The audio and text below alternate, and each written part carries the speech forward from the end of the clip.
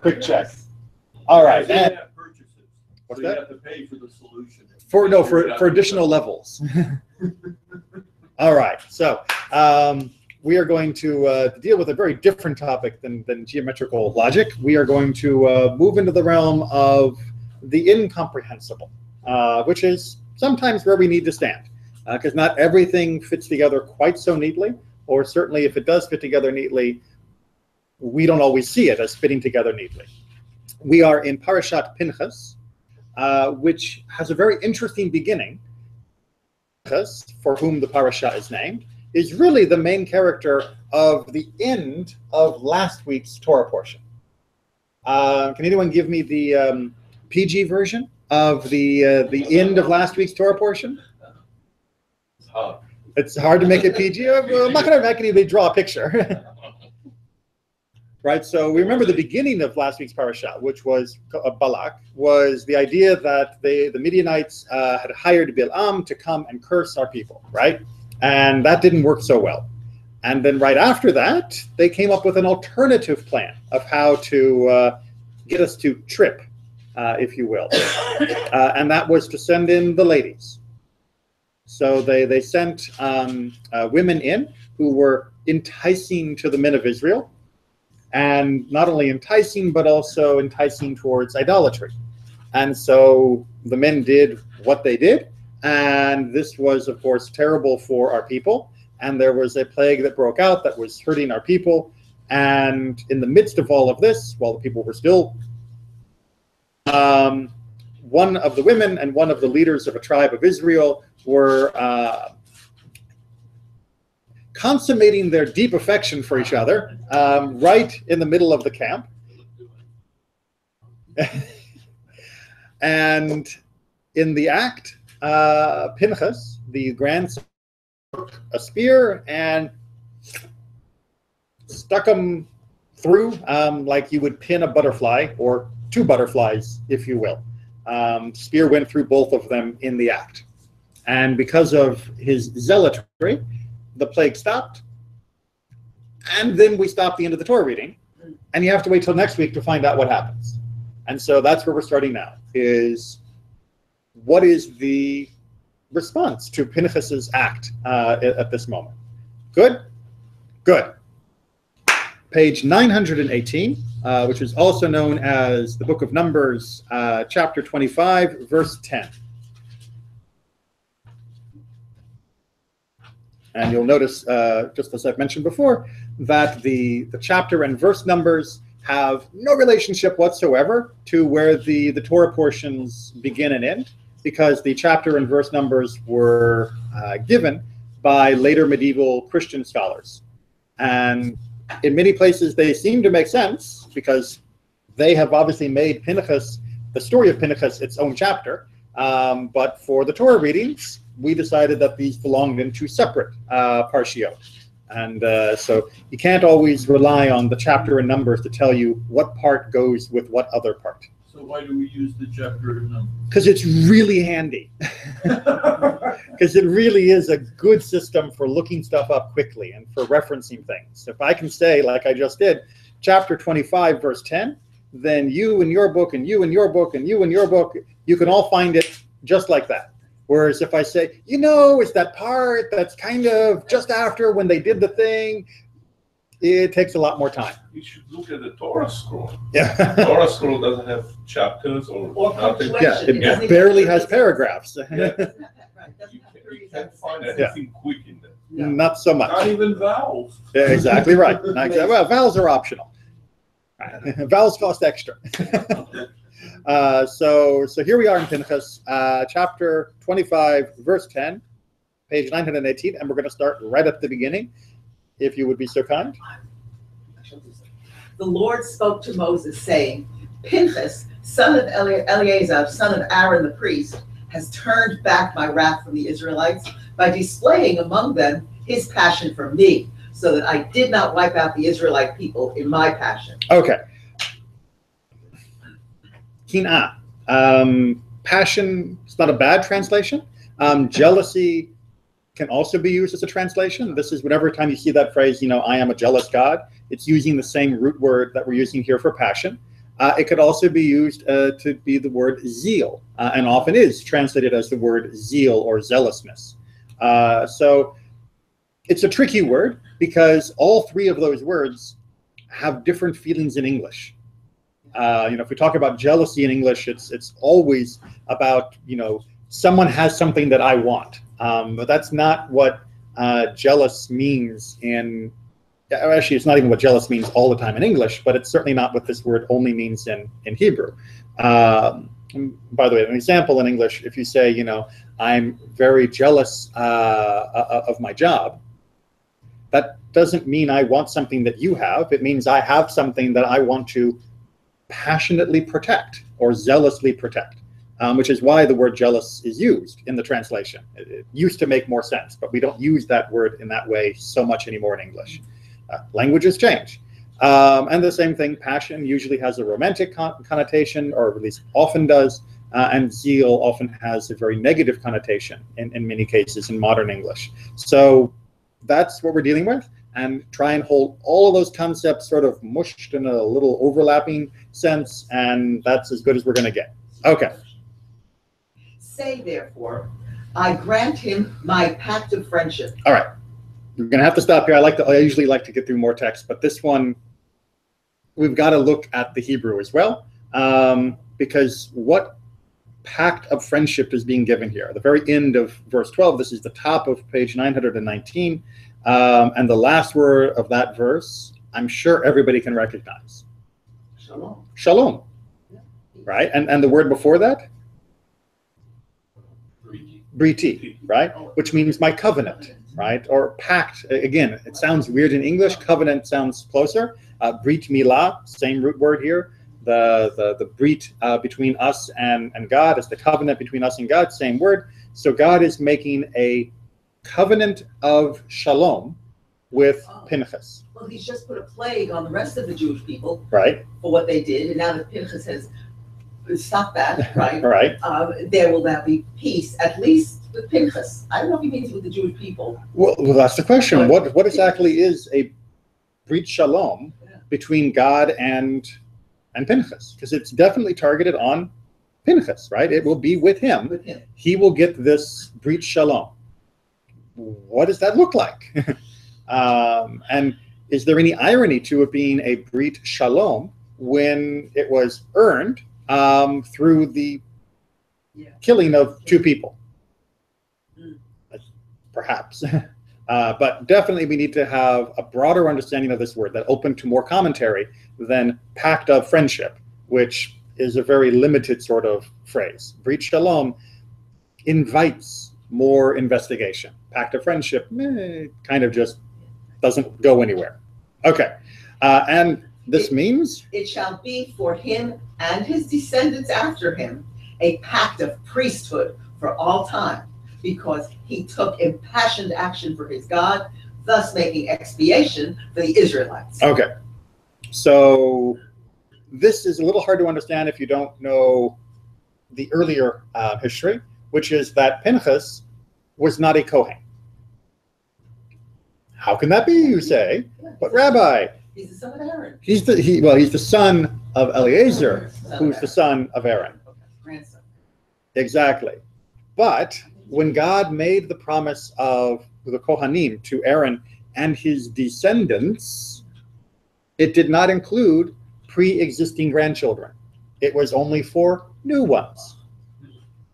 So Pinchas was going to be not grandfathered in, if you will, pardon the expression, and now he is going to be considered, and therefore his descendants, as being part of the Kohanim. So that's what's happening here, is that he is being upgraded from being a regular Levi into being one of the Kohen lines because of this act. Okay, makes sense? Oh, it's all so clear, isn't it? Good, then let me confuse you. So that's nice, because all the other priests are just born that way, so it's not like they feel it, it's not like they have done anything to earn it, whereas he has actually earned it. He's earned the priesthood, which is different actually than the other guys who just are born to it. So he's we don't care that much. earned the priesthood, been saddled with the priesthood? Oh. Oh, okay. I mean, well, there is a question of is being a Kohen a net benefit or a net responsibility, an obligation? Are you going to give your take of being a Kohen? No, I was going to go back a few pages. Oh, please. At the end of Balak, Right. you say, where it talks about the act itself. Right. By the way, we are back on page 908. Yeah, 907. So the beginning of the problem. 907, chapter 25. Verse 4. The Lord says to Moses, take all the ringleaders and have them publicly impaled before the Lord, so that the Lord's wrath may turn away from Israel. So Moses said to the officials, each of you slay those of the men who attach themselves to the ark.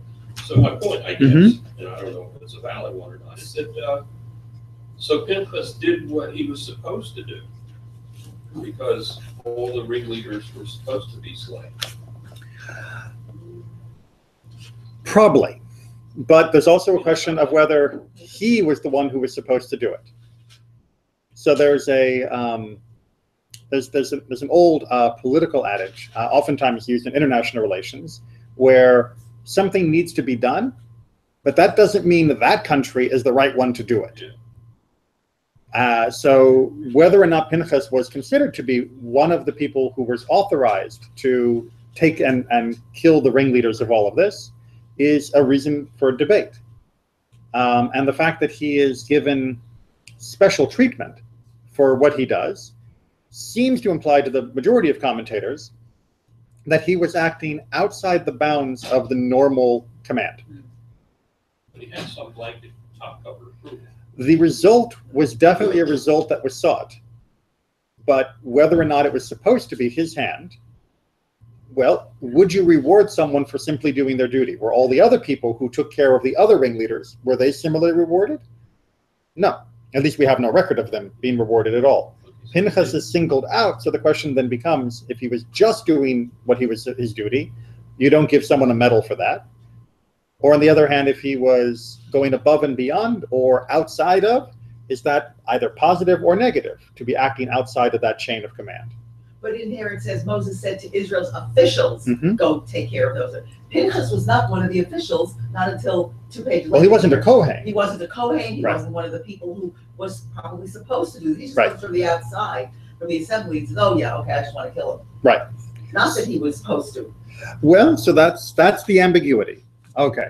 Now let's add a little more ambiguity here. Oh, good. So this is from Pirkei Rabbi Eliezer, one of the early Midrash collections, He called the name of Phineas, which is Pinchas. by the name of Elijah. The Holy One, blessed be he, gave him the life of this world and the life of the world to come, as it is said. My covenant was with him of life and peace. So that's from Malachi, talking about Eliyahu, about Elijah. Right? My covenant was with him, Elijah, of life and peace. My covenant was with him of peace, a brit shalom. Same phrasing. Who else gets the same phrasing? And it shall be unto him and to his seed after him the covenant of everlasting priesthood. Right. And that's It's everlasting. everlasting. Right? So what the Midrash is reading here is that brit shalom for Elijah and brit shalom for Pinchas, same words, same person. Right? That Elijah was Pinchas. And how do we know that that would be true? Apart from the fact that it's bringing the same words, it's because Pinchas was promised an everlasting covenant.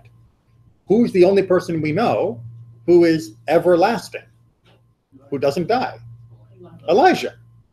So therefore, Elijah must be Pinchas. If you're not buying that yet, we have a little bit more similarity in behavior that the Midrash also brings. God said to Elijah, you are always zealous. You were zealous in Shittim on account of the immorality. Pinchas, the son of Eleazar, was zealous with my zeal among them. Right? So, Which we just read. exactly. So clearly, one example of Elijah's zeal is what Pinchas did. So for the Midrash, they are already treating this person as being the same person. and saying, you were zealous on Mount Carmel, which was Elijah's most famous act of zeal, and you were zealous on behalf of the Israelites in the desert, which was Pinchas's act of zeal. And the Midrash seems to think of them as the same person.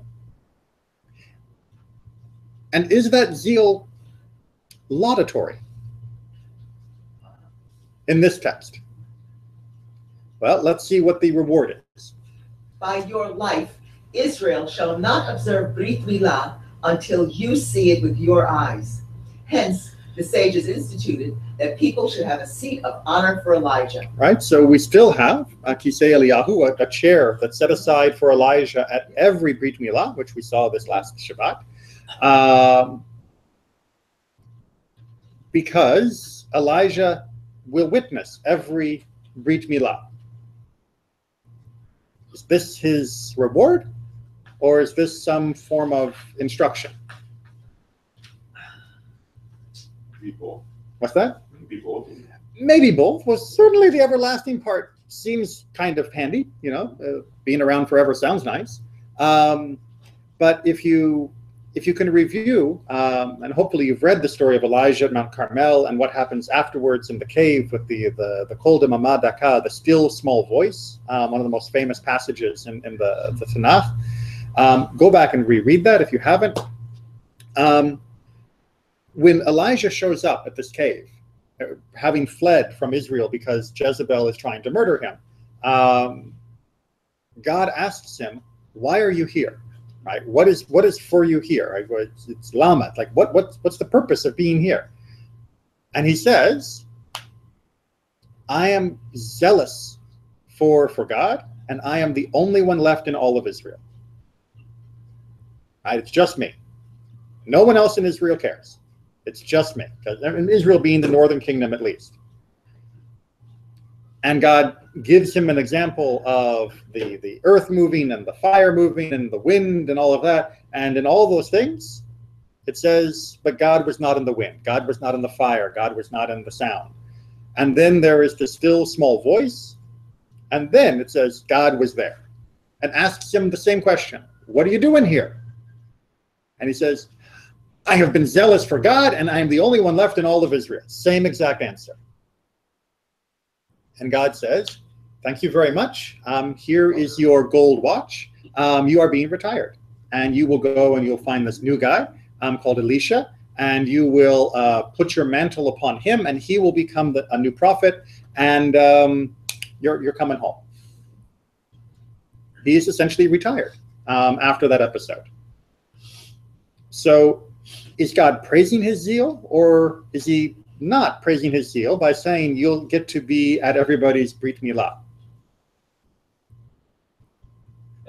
God is defending us, the rest of us. Right? Elijah said, I'm the only one left. No one else is zealous. It's just me. Right? I'm the one who has this special Brit, this special connection to you, God, and everyone else, they don't care. And God says, you're going to have to go to every single circumcision and see that all of my people still have a Brit. They still care and they still circumcise their children, and you're going to have to watch it. Right? So he's an honored guest, but he's there because he didn't believe in us. And God is trying to say, no, my people are good. They will keep the covenant, their covenant, the Brit Milah, even like you keep your covenant, the Brit Shalom. And that means you get to see it. So Elijah becomes a very ambiguous figure because he is mixed between this zeal for God and this eagerness to help the people of Israel, but also a little bit of Pinchas's uppityness, his chutzpah, of arrogance, and of feeling that he's the only one who can and is able to do anything. And so Elijah sticks around in Jewish stories as a very malleable figure who comes and teaches many different lessons in many different forms. All right, so with that, I thought I saw a hand. Yes? I'm not sure I want to go to the Seder anymore. Well, remember, when Elijah comes to the Seder, it's coming as the forerunner of the symbol of redemption. Yeah, but this is the personality guy. Yes, but who better to come and say it's finally time, right? To recognize that the world can be redeemed. Remember, when he was stuck in that cave of his own choosing, essentially, he had basically given up on us. And by giving up on us, of course, that meant he was giving up on the world. So who better to be forced to be the one who has to come and say, all right, I was wrong. The world can be saved. This can be done. And there's a guy behind me called the Messiah, and we're going to follow what he teaches, and the world's going to be made a better place. Right? Essentially, as a herald, he is going to have to be admitting that pessimism is not an option and that despair is not appropriate, because he is a symbol of pessimism and despair, and of perhaps sometimes inappropriate zeal in a way that can breed despair. Right? Unfortunately, that is one of the double-edged swords that, of zealotry, is that often acting for zeal is acting out of despair that no one else is going to take care of this, or that it cannot be fixed by normal means. But then as you see Jewish baby after Jewish baby being born, you know, one baby, the covenant is with each baby is a new renewed. As you keep seeing there's more new babies being born. Right. These are not the ones who are over there playing around with the women. New babies being born. Right. The covenant is made with each one. After centuries of that, you say, oh, okay, yeah, there will be a time of peace. In his despair, Elijah did not believe we were going to make it. Right.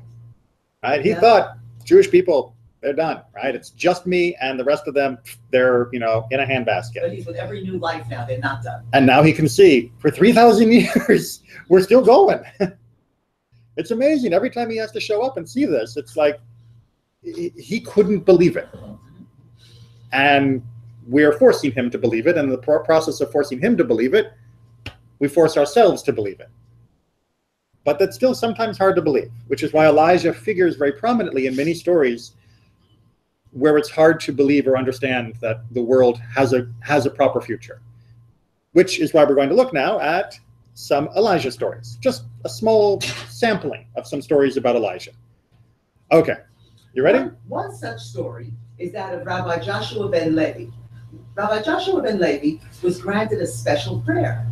The rabbi asked that he be able to join Elijah in his wanderings. Right. So Elijah, of course, is able to come and go as he wishes. In the rabbinic midrash, he's able to change his appearance, and because he doesn't die, he can travel anywhere and at all times in history. So he shows up in lots of stories like this. Elijah warned him that he would not be able to bear what he would see. The rabbi replied that was why he wanted to go. The first place they came to was the house of a couple who were so poor they had only one cow. The couple gave their hospitality as best they could. In the night, Elijah rose and struck down the cow and killed it. All right. Thank you very much for your hospitality. Here's a dead cow. All right, and remember, a cow dying like this of natural causes, you don't even get to eat. It's treif. So it's just gone. Okay, that's not very nice, is it? Onward. The second place they came to was the home of a wealthy man. He paid them no respect and did not feed them at all. In the night, Elijah repaired his broken wall. I forgot to amend that. So there's a number of different versions of this story. And actually the version I had been working off of wasn't talking about a broken wall, but was actually like building a bigger house for him. Right? So Elijah builds a bigger, gives him a mansion. Right? He's like, wait a minute. Yeah. Right? Next, they came to a wealthy synagogue. They were allowed to spend the night with only the smallest of provisions. When they left, Elijah prayed that every member of the synagogue might become a leader. That's nice, right? Finally, they came to a very poor synagogue. Here, they were treated with great courtesy and hospitality. When they left, Elijah prayed that God might give them a single wise leader. Okay, so 4 different episodes. All of them, I think we can agree that intuitively, the people got the wrong end of the stick, right? People who were mean got something good. People who were good got something mean. It doesn't sit well. And in the text, Rabbi Yoshua points this out.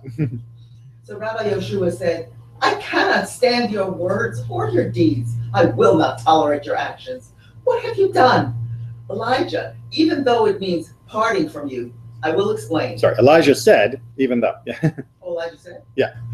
Right? Oh, Elijah said. Oh, I thought Rabbi Yeshua was saying. Elijah said, even though it means parting from you, I will explain. The poor man that did us kindness, why did you kill his cow? Elijah answered, that same night, his wife was supposed to die, and she was dearer to him than 1,000 gold coins. Therefore, I got up and I killed the cow in order that it would be atonement and its soul would be in place of hers. Thank you for adding the end. And the rich man who didn't do any kindness for us, why'd you make a building for him? Elijah said, if he would have dug 3 more feet under the house, he would have discovered there a great treasure. Therefore, I got up and I built for him a bigger house.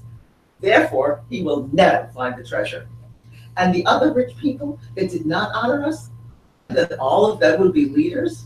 In every place where there are many chiefs, its end is discord. A town with one leader will have great blessing. So what do you think? Wow. It's true. All right, so definitely the leader thing, I think we all can immediately recognize some validity there. But things aren't always what they seem. And yet, this is what Rabbi Yoshua is getting to see as a glimpse of what is going on in the world around him. But it's only by means of the explanation from Elijah that it makes sense. But do you think this is of comfort to the poor person who lost the cow? Does this make the poor synagogue feel happy? Does it make the rich man feel miserable? They don't know this. Right? They don't know what's going to happen. They only see the end results. Elijah and now Rabbi Yoshua, who's not going to be able to be privy to this information onward, because they're parting ways. He's getting one example, one explanation, and that's it. So every time he sees something later on in life, what's Rabbi Yoshua going to do? There's another side to this coin. There's another side to this coin. Or perhaps there isn't. Right? It introduces a great level of ambiguity. Right, let's imagine that Rabbi Yoshua, after having had this experience with Elijah, is living out his life, and he comes across a poor couple, and they win the lottery. Are they being blessed or are they being cursed? You don't know. Right? Prior to this, you might have thought, Elijah is blessing them, or God is blessing them. How wonderful for them to have this wonderful fortune, and this is great. Proving that God is kind to poor people. But now he has to scratch his head and say, well, wait a minute. Sometimes good things can be bad things. So maybe this is a bad thing happening to them. Or on the alternative, what if he's coming along and he sees a rich person that is not terribly nice, and the rich man's company goes bankrupt? Does he think, aha, God got him, right? This is a curse. Or does he think to himself, well, when the cow died, that was a blessing. Maybe this is a blessing as well. Okay, so why would Elijah be forced into this position where he is having to do things that are different than what they seem to the outside world, and that the outside world would not be able to understand all these implications? This reminds me of when we think of the Holocaust. All these horrible things, and yet people will say, but if it hadn't been for the Holocaust, you wouldn't have established the state of Israel, and so you would not have a land to go to now. And you look and say, was it worth it? We did that. And is that actually true? Right, because No. the Zionist people had already begun making Aliyah and building up the land of Israel before But the Holocaust began. But the UN hadn't voted for it, and they might have thrown us out. They might have said, hey, you don't belong in this land. Correct. Whereas once they saw what horrible things have been done to the Jewish people, they said maybe they need a land of their own. It seems to be a terrible price to pay. Absolutely. So So why would Elijah and Pinchas, or Elijah/Pinchas, Yeah. or AKA Pinchas, why would they be a wonderful literary foil to try and teach this lesson?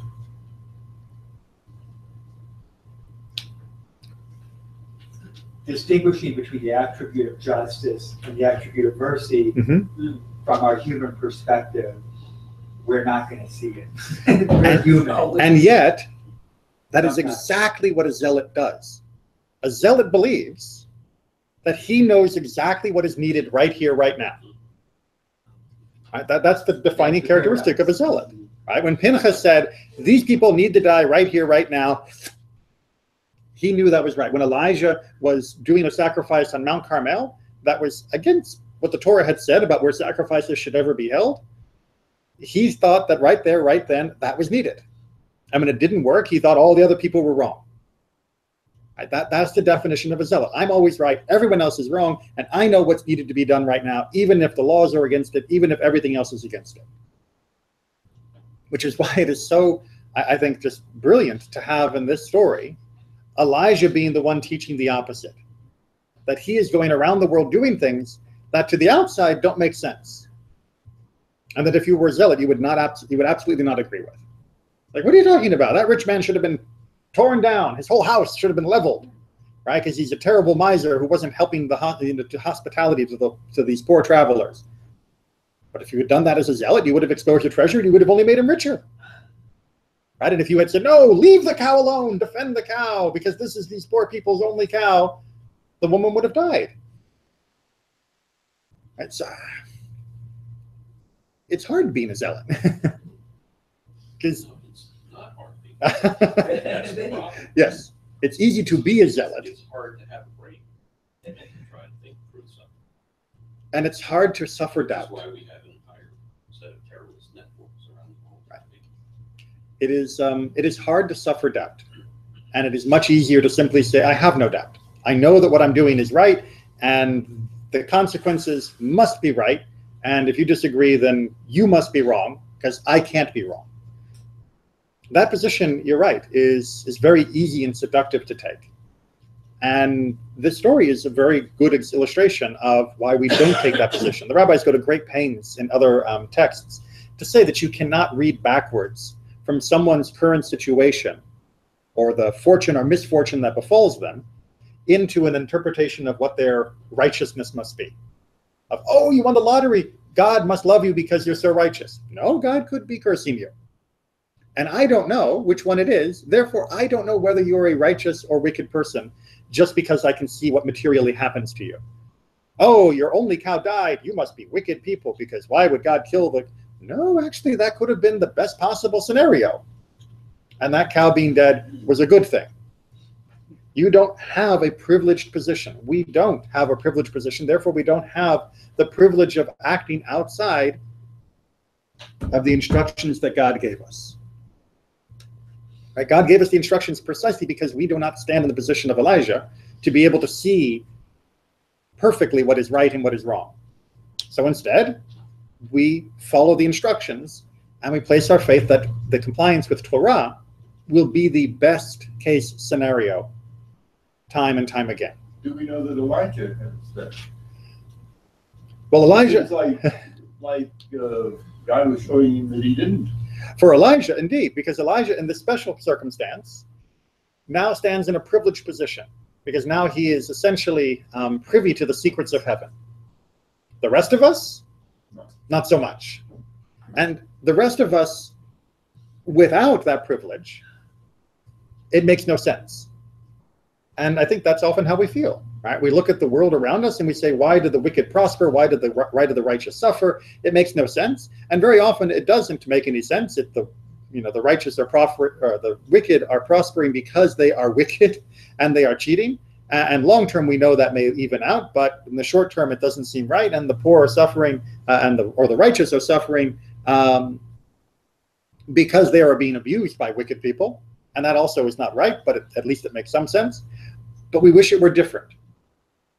But the way to make it different is to follow the instructions of Torah rather than to grab a spear and make it different, if you will. All right, a few more Elijah stories. Once, when walking a beach, Rabbi Eliezer came upon a hideously ugly man, the prophet in disguise. Elijah. The man greeted him courteously. Peace be with you, Rabbi. Instead of Right? returning- Shalom Aleichem. That's what it means.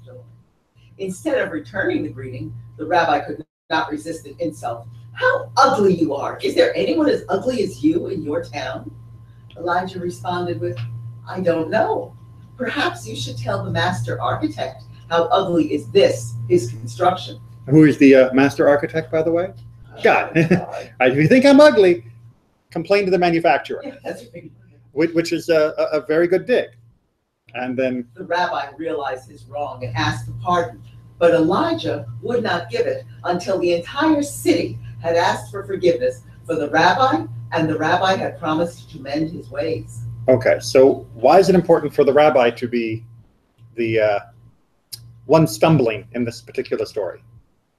We usually think of a rabbi as being, more understanding and Mm-hmm. higher up.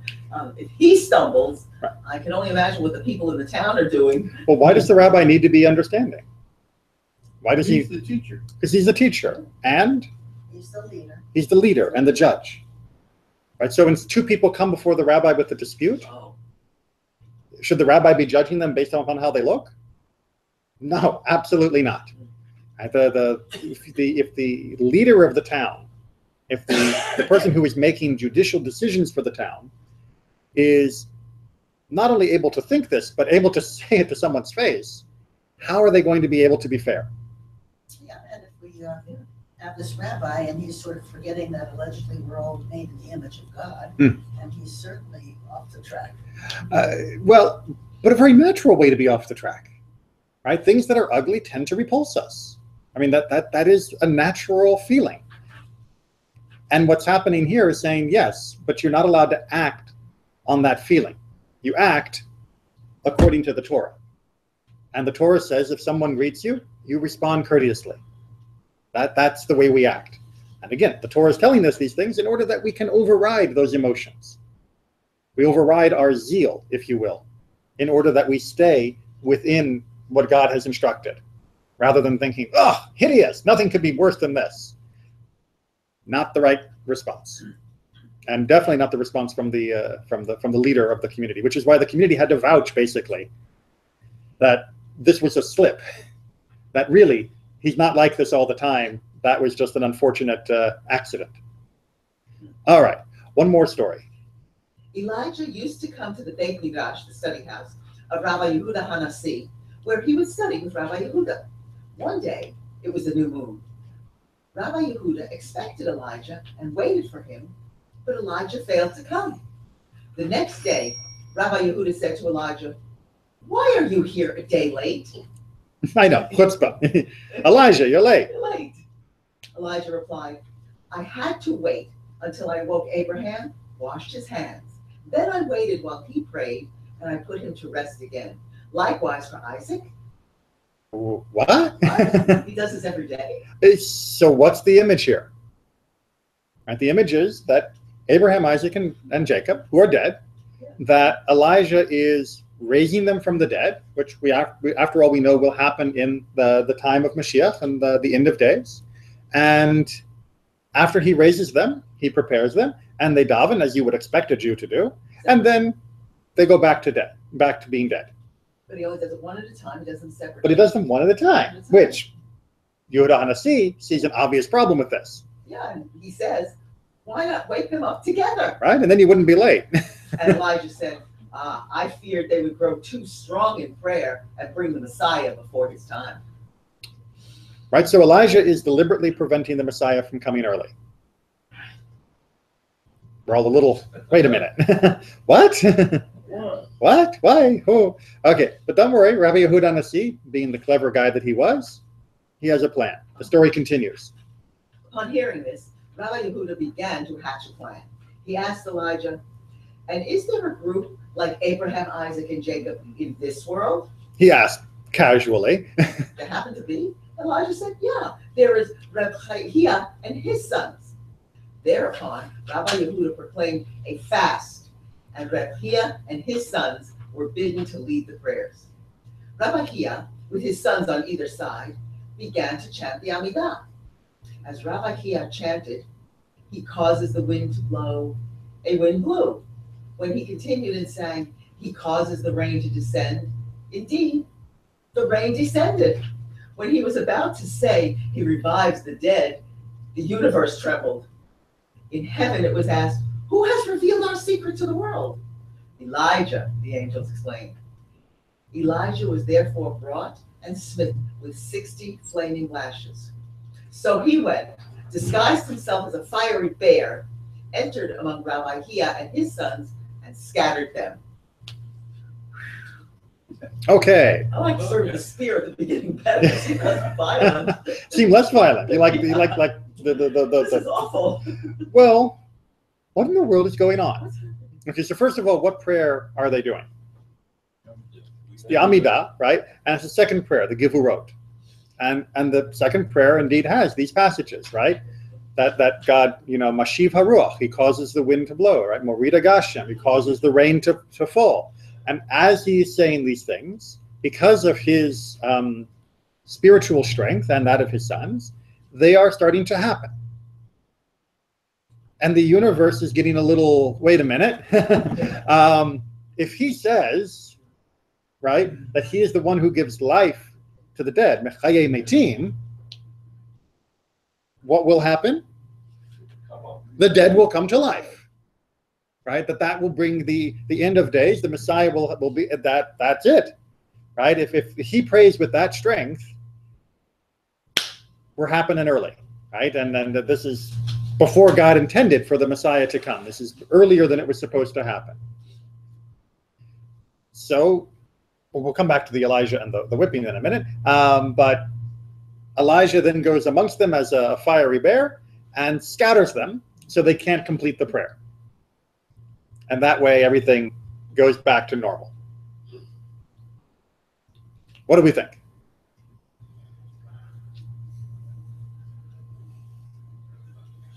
Well, It's tricky, right?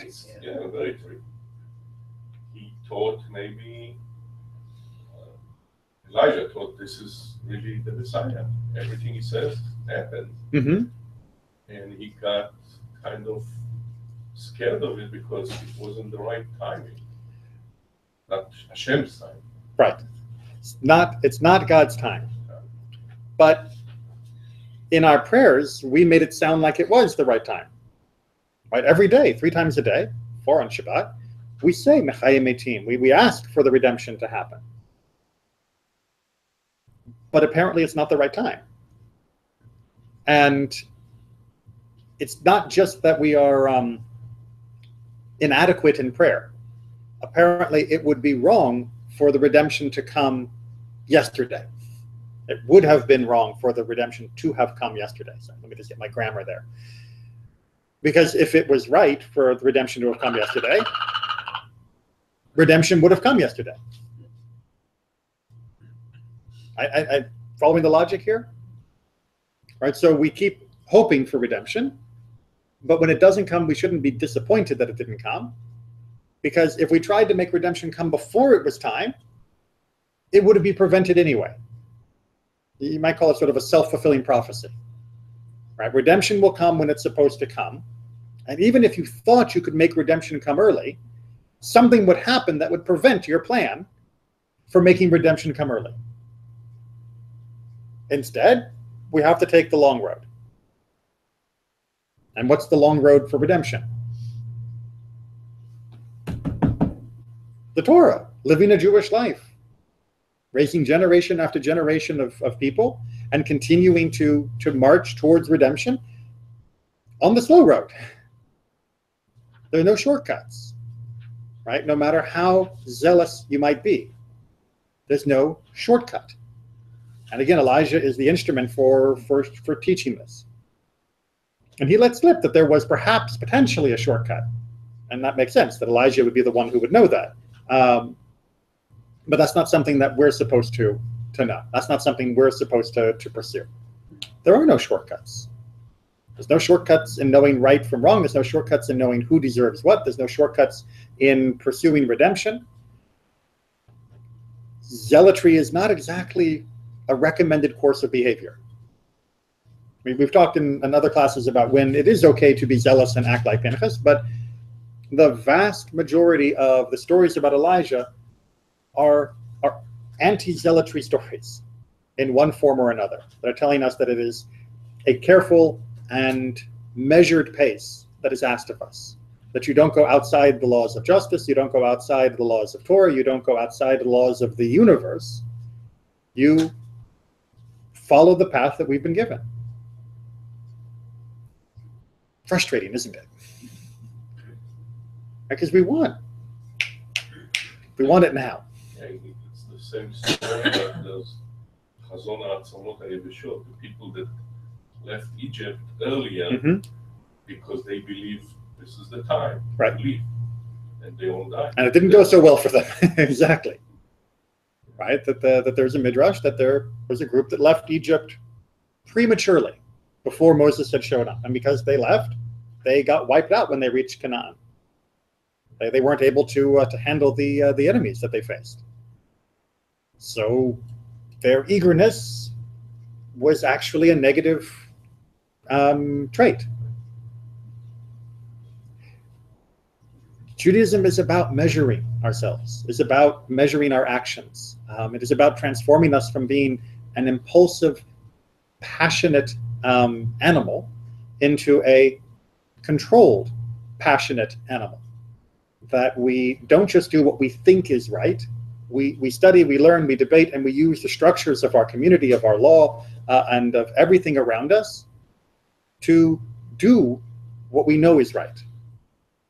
And we avoid just giving in to whatever spontaneous inspiration for action we think might be good today. It's a harder way to live, though.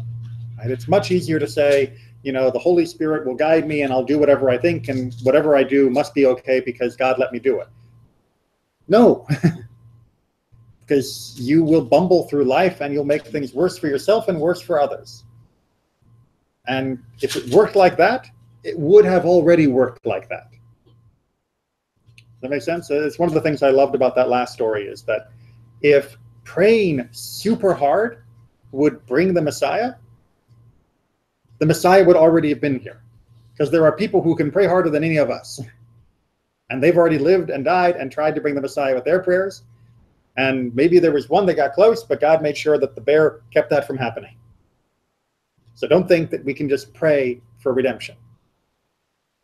We have to take the long road in everything that we do. But we should be also glad about that, because it means that Jews have, at least for ourselves, the confidence that people who are following Torah are not going to run around and throw rocks to kill people that they think are bad. They're not going to run around and say, I can just trample on everything in the community or the law because I know that what I'm doing is right. Instead, we know that Jews don't act like that. But that's not the way Torah wants us to behave. And we'll walk this road together. All right. Keep walking.